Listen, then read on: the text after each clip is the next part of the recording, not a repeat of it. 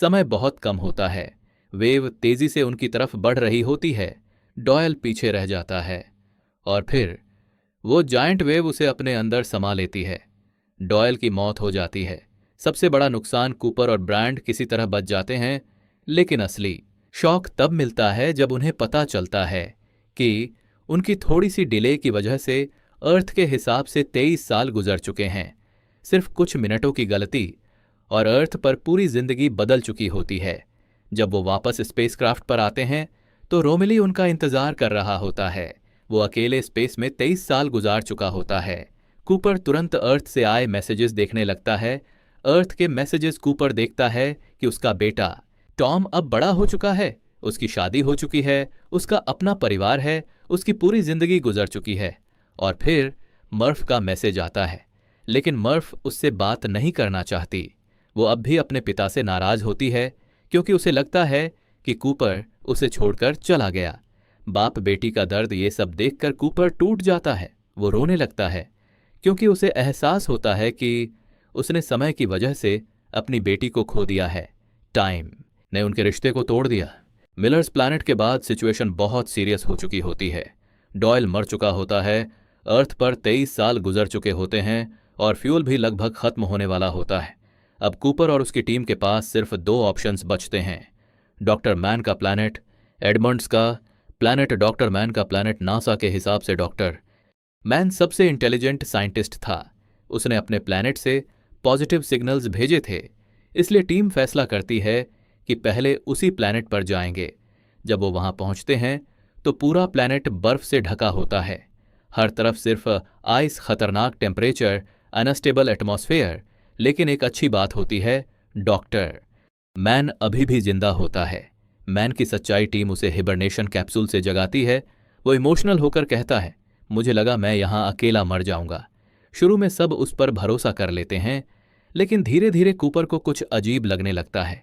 जब वो data check करता है तो शॉकिंग ट्रुथ सामने आता है, डॉक्टर मैन ने सारे सिग्नल्स फेक भेजे थे। असल में वो प्लैनेट इंसानों के रहने लायक था ही नहीं। उसने सिर्फ इसलिए झूठ बोला ताकि कोई आकर उसे बचा ले।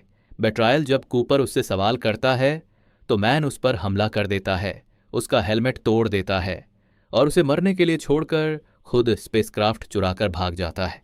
लेकिन कूपर किसी तरह बच जाता है।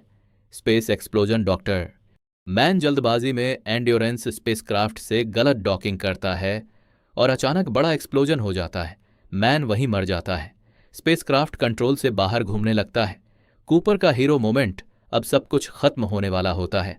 लेकिन कूपर इम्पॉसिबल फैसला लेता है। वो मैन्युअली स्पिनिंग स्पेसक्राफ्ट को डॉक करने की कोशिश करता है। ये बहुत डेंजरस होता है। एक छोटी गलती मतलब मौत। लेकिन कूपर और ब्रांड मिलकर आखिरकार स्पेसक्राफ्ट को कंट्रोल कर लेते हैं। आखिरी उम्मीद, अब फ्यूल लगभग खत्म हो चुका होता है। तब कूपर फैसला करता है कि वो super massive black hole Gargantua के पास जाएंगे ताकि उसकी ग्रेविटी का इस्तेमाल करके एडमंड्स प्लैनेट तक पहुंच सकें। लेकिन कूपर समझ चुका होता है शायद वो अब कभी अर्थ वापस ना लौट पाए। अब उसका सिर्फ एक ही मकसद होता है, ह्यूमैनिटी को बचाना। डॉक्टर मैन की मौत के बाद कूपर और ब्रांड के पास सिर्फ एक आखिरी उम्मीद बचती है, एडमंड्स का प्लैनेट। लेकिन वहां तक पहुंचना आसान नहीं था। उनके सामने था पूरे मिशन का सबसे खतरनाक हिस्सा। अब एंड्योरेंस स्पेसक्राफ्ट बढ़ रही होती है एक विशाल ब्लैक होल की तरफ, जिसका नाम था गारगेंचुआ। ये कोई साधारण ब्लैक होल नहीं था। इसकी ग्रेविटी इतनी ज्यादा थी कि समय तक को मोड़ देती थी। यहां तक कि लाइट भी इससे बाहर नहीं निकल सकती थी। प्लान ये था कि गारगांटुआ की ग्रेविटी का इस्तेमाल करके स्पेसक्राफ्ट को स्लिंगशॉट की तरह आगे फेंका जाए ताकि वे एडमंड्स के प्लैनेट तक पहुंच सकें। लेकिन सबसे बड़ी समस्या थी, फ्यूल लगभग खत्म हो चुका था। कूपर कैलकुलेशंस करता है और उसे समझ आता है कि अगर मिशन को बचाना है तो किसी एक को सैक्रिफाइस देना पड़ेगा। वह चुपचाप फैसला ले लेता है, अगर वह अपना मॉड्यूल अलग कर दे तो एंड्योरेंस हल्का हो जाएगा और ब्रांड के एडमंड्स प्लैनेट तक पहुंचने के चांसेस बढ़ जाएंगे। जब ब्रांड को यह पता चलता है तो वह शॉक में आ जाती है। कूपर धीरे से कहता है, मैं जा रहा हूं ताकि तुम सरवाइव कर सको। और फिर वह अपना मॉड्यूल डिटैच कर देता है। धीरे धीरे कूपर का स्पेसक्राफ्ट गारगेंटुआ की तरफ गिरने लगता है। उस पल उसे अपनी बेटी मर्फ याद आती है। उसे एहसास होता है कि शायद अब वह उसे कभी दोबारा नहीं देख पाएगा। फिर वह इवेंट हॉरिजन क्रॉस कर लेता है, लेकिन अंदर जाकर जो होता है वह पूरी फिल्म का सबसे बड़ा ट्विस्ट बन जाता है। कूपर मरता नहीं है, बल्कि वह पहुंच जाता है एक मिस्टीरियस 5 डायमेंशनल स्पेस में, एक ऐसी जगह जो अनंत बुकशेल्फ जैसी दिखती है। यह था टेसिरैक्ट। यहीं कूपर को समझ आता है कि टाइम सीधी लाइन नहीं है, बल्कि एक डायमेंशन है जिसे देखा और एक्सेस किया जा सकता है। अब वह मर्फ की जिंदगी के हर पल को देख सकता था, उसका बचपन, उसकी जवानी, उसके कमरे का हर मोमेंट, सब कुछ एक साथ मौजूद था। और तभी कूपर को सबसे शॉकिंग सच पता चलता है। मर्फ का गोस्ट कोई और नहीं बल्कि खुद कूपर था। मर्फ एक महान साइंटिस्ट बन जाती है, वही ह्यूमैनिटी को बचाती है। फिल्म के अंत में वह आखिरी बार अपने फादर कूपर से मिलती है और फिर शांति से अपनी जिंदगी पूरी करती है। कूपर का एंड कूपर मरता नहीं है। फ्यूचर ह्यूमंस उसे रेस्क्यू कर लेते हैं। वह कूपर स्टेशन पर रहता है, लेकिन वह रुकता नहीं।